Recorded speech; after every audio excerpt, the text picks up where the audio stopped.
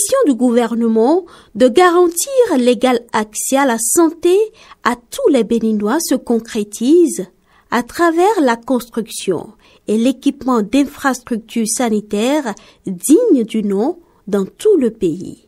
La politique mise en place pour redynamiser le secteur de la santé n'a laissé aucune commune en rade.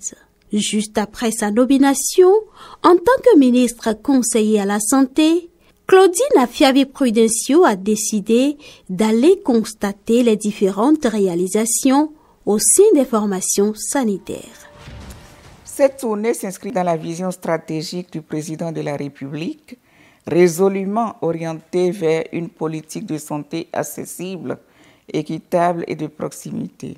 Il s'agissait de constater avec la rigueur et le sens du devoir républicain qui nous incombe les avancées concrètes enregistrées depuis la mise en œuvre du programme d'action du gouvernement. Nous avons voulu porter un regard éclairé et analytique sur les investissements réalisés, dialoguer avec les professionnels de santé et recueillir les impressions des usagers afin de mieux orienter les priorités futures. Après la partie méridionale du pays, la tournée de la ministre conseillère s'est poursuivie dans les collines et au nord du Bénin. Dans les communes de Dassa, Savaie et Parakou, Claudine Afiavi-Prudencio a pu noter avec satisfaction les réformes engagées au sein des infrastructures sanitaires pour le bonheur des populations. À l'hôpital de zone de Dassa-Glazoué, il est érigé une maternité ultramoderne qui offre un confort inégalé tant pour les patients que pour le personnel soignant. L'infrastructure permet d'améliorer considérablement la prise en charge des femmes enceintes et des nouveau-nés. On a la chance aujourd'hui, nous avons plusieurs salles de toutes catégories. Nous avons 2 salles d'hospitalisation à 6 lits. Nous avons une salle climatisée à 3 lits. Nous avons 2 salles VIP, catégorie VIP. Nous avons une salle d'urgence, mais une salle où le tri des urgences se fait. Nous avons une salle de consultation prénatale, de consultation gynéco, une salle de consultation postnatale. Nous avons des bureaux pour le chef de service, bureau pour la salle de garde, d'autres bureaux pour les autres agents du service, sages-femmes, infirmières, aides-soignantes.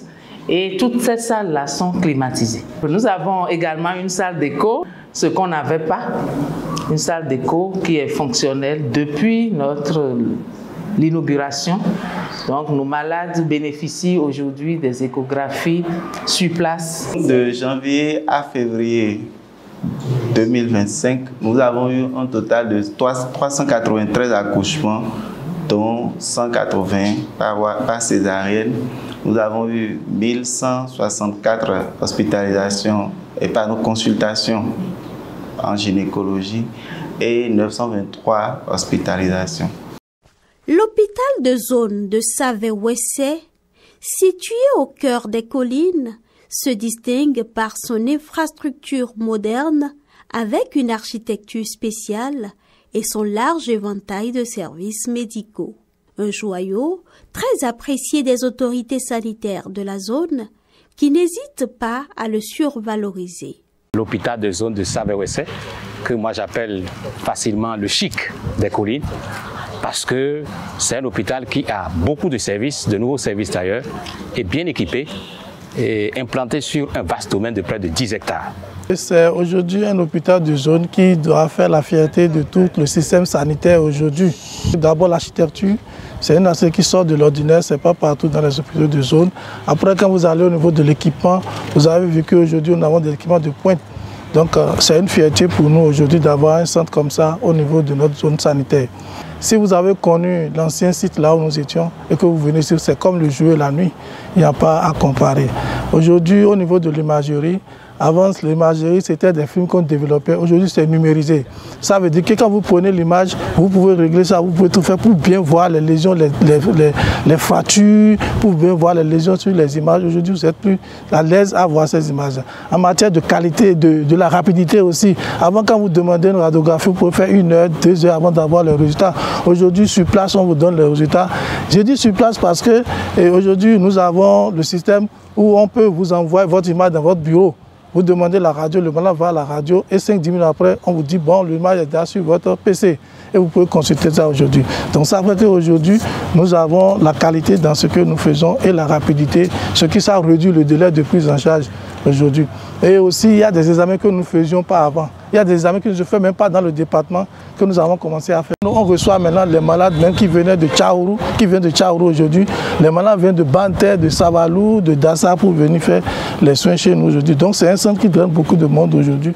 Doté de nouveaux services et de plateaux techniques de pointe, l'hôpital de zone de Savé-Ouessé propose des prestations variées, étendant ainsi sa zone de couverture sanitaire. Cet échographe est muni de 4 sondes, ce qui nous permet de réaliser les échographies classiques gynéco-obstétriques, mais aussi les échographies de spécialité comme les échos mammaires, les échographies vésico-prostatiques, les échos testiculaires, les échos thyroïdiennes, les échographies musculo-squelettiques et surtout les échographies de l'appareil circulatoire comme les échos Doppler artériels, les échos Doppler veineuses et les échographies Doppler cardiaques.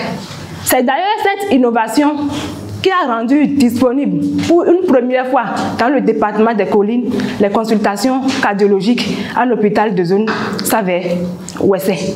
Nous avons par exemple le service de kinésithérapie qui a vu le jour sur le nouveau site sur lequel nous sommes actuellement. Et nous avons également le service de traumatologie qui est en développement sur ce nouveau site avec les équipements qui ont été déployés.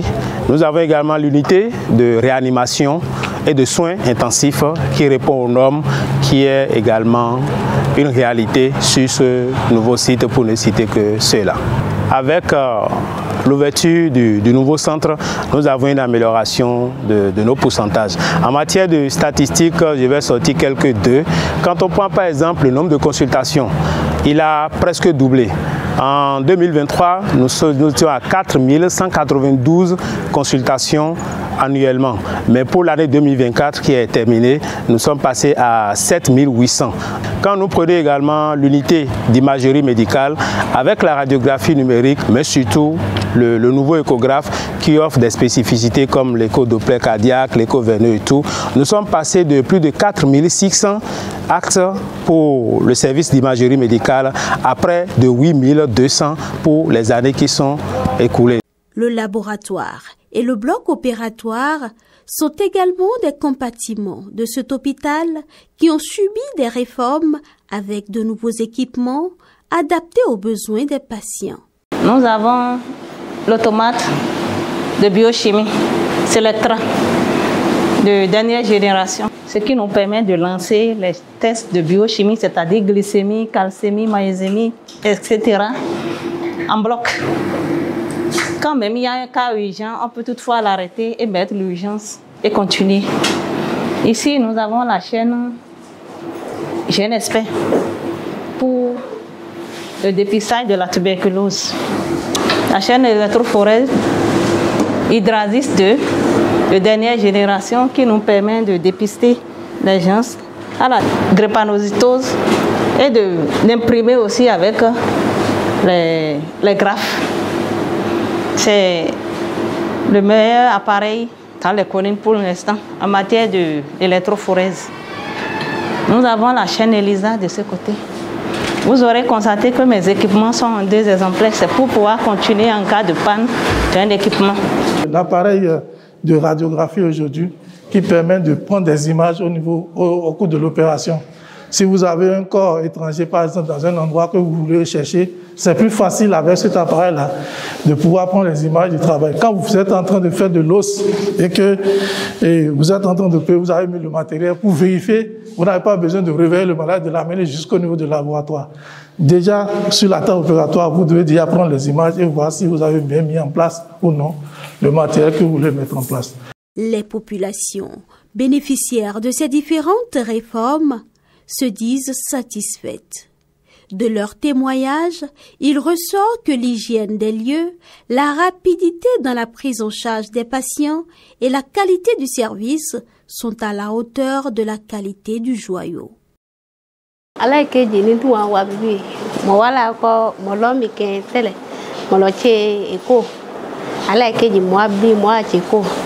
Vraiment, c'est clair. Parce que nous on tient écho, on couille kembi, amaba mwa inumido, on sent kembi. Donc, ala eke di bam lo mbike, muni omo bibi, donc mbene coaché bon c'est bien mi bibi vraiment on gba mi goni chegefi, on gba mi très fort ni. On gba mi la balance non, on ka on timi, on ti gbogbo e lo tuja mi propre. Ino mi si don. Papa mi ke di abi il est trop content, il ne est dombe titi mo ki ìjọba sọ náà kú ìnáwó ó kú àyà sí òní vraiment bí òní ní ìṣòkè bí ó wà àti àyàyà ló wọ́n fi ń gbà òní mo kí ìjọba pọ̀. Ńgbà yẹn lọ bẹ́ẹ̀ tẹ́lẹ̀ ńbẹ̀ ń gbà kó inú ẹlẹ́mbònú yẹn ń bímọ ọ̀nì àkó ìlíyàn kọ́pọ̀ bẹ́ẹ̀ àkọ́kọ́ èkejì bí bá ó sì bímọ fún mi nì òun ewúchẹ́ ọ̀bọ̀ wọn fi gbé ọjà dé gbà á nì wọn kì í gbé ọjà dé ńbìkí wọn náà bẹ̀ nke bẹ́ẹ̀ bí wọ́n ṣàpọ̀lọ́ àyíké wọn pọ̀lọ́ yé wọ́n yàtọ̀ sí nígbà wọn ti ń lọ tẹ́lẹ̀. Nínú mi dùn sí mi wọ́n fi túṣẹ́ mi gbà bọ́ fi bá dé mi gbà. Wọ́n jẹ́ ọkùn ìgbà ní. Depuis quelques années, les unités de dialyse et de scanographie du centre hospitalier universitaire départemental du Borgou sont opérationnelles. La mise en service de ces unités sanitaires a amélioré l'offre et la qualité des soins aux populations dans cette région du pays. À côté de ça, en 2022, le gouvernement a fait construire le scanner. Sinon, avant, on était obligé de prendre les malades, de les mettre dans l'ambulance, d'aller faire le scanner en ville ou bien à l'HIA avant de revenir. Donc ça traînait. Donc maintenant, nous avons le scanner de dernière génération qui est vraiment un scanner très performant, qui travaille très bien. Et donc avec ça, ça permet de raccourcir le temps et ensuite d'avoir le diagnostic le plus précis possible pour que les techniciens, les médecins puissent prendre en charge les patients. À côté de ça, nous avons reçu aussi 8 générateurs neufs de dialyse. Des générateurs complètement neufs, et donc on a mis de côté tout ce qui était là avant et donc qui me causait quelques difficultés. Donc tout est fonctionnel au moment où je vous parle. Et ça permet donc de prendre en charge les dialysés en temps réel.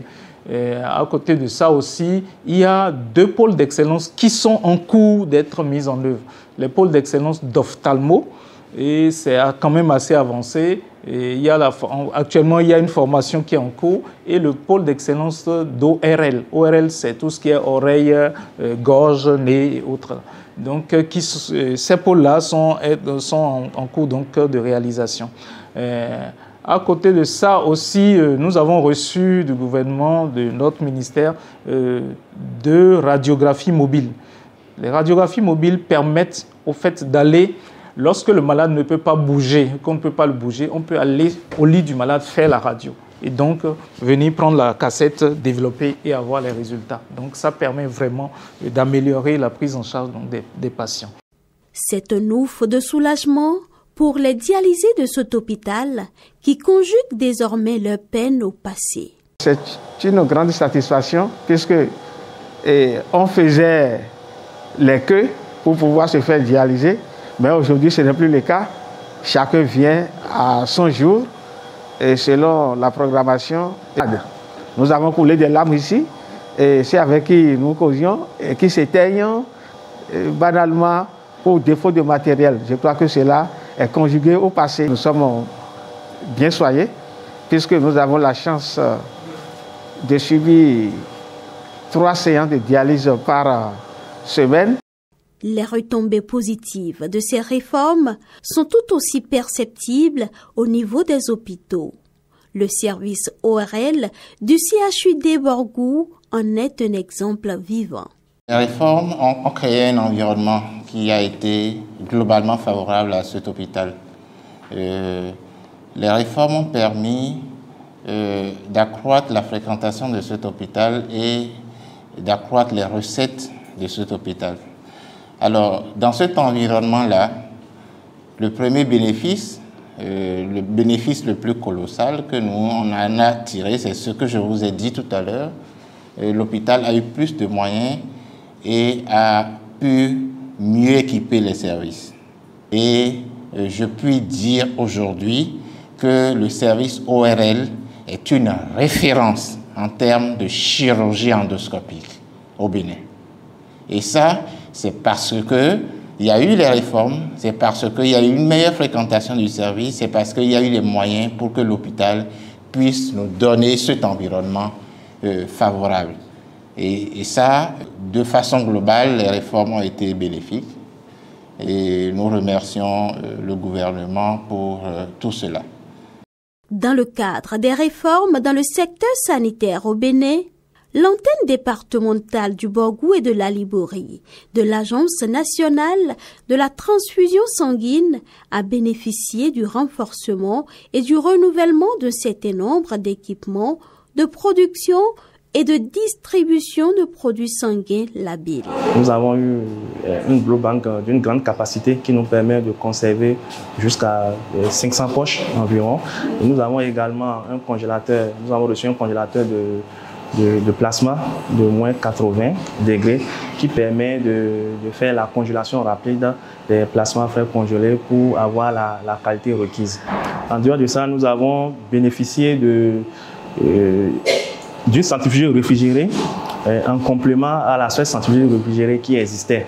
Cela nous a permis de renforcer nos capacités de production en plasma frais congelé, et étant donné que c'est un parcours, c'est ici seulement que ce plasma frais congelé est produit pour l'ensemble des hôpitaux des 2 départements, du Borgou et de la Liborie. Et nous avons également eu des agitateurs de plaquettes. Les agitateurs de plaquettes qui est un équipement spécifique sans lequel on ne pourrait pas produire et conserver le concentré de plaquettes standard. Et cela a permis de nous lancer dans la production des concentrés de plaquettes standard, ce qui ne se faisait pas il y a quelques années. Tirant leçon de la Covid-19, le gouvernement prend déjà des dispositions pour faire face à d'éventuelles épidémies. C'est ce qui justifie la construction et l'équipement d'un laboratoire P3 et d'un centre de traitement des épidémies dans la ville de Parakou. Cette modernisation synchronisée du secteur sanitaire béninois ne laisse pas indifférente la ministre conseillère. Ce qui m'a profondément marqué, au-delà des équipements ou infrastructures spécifiques, c'est la cohérence d'ensemble qui se dégage aujourd'hui de notre système de santé en pleine transformation. Nous assistons à l'essor d'infrastructures sanitaires de haut niveau, des blocs opératoires ultramodernes, des laboratoires de spécialité, des maternités dotées de salles de simulation, ainsi que des unités de dialyse désormais fonctionnelles dans les régions septentrionales. Ces réalisations sont les manifestations tangibles d'un État qui soigne mieux, qui soigne plus justement. J'ai vu dans cette dynamique se déployer la vision d'un Bénin équitable et solidaire en matière de santé. Nous avons également bénéficié des hémomixeurs qui permet à la poche qui est prélevée d'avoir la qualité requise, d'avoir le volume précis que nous voulons prélever chez le donneur de sang et d'éviter également des situations de coagulation au cours du prélèvement. À l'instar des localités précédemment visitées par la ministre conseillère à la Santé, ce stade de la tournée a permis à Claudine Afiavi-Prudencio de faire un suivi rapproché des réformes engagées dans le secteur de la santé.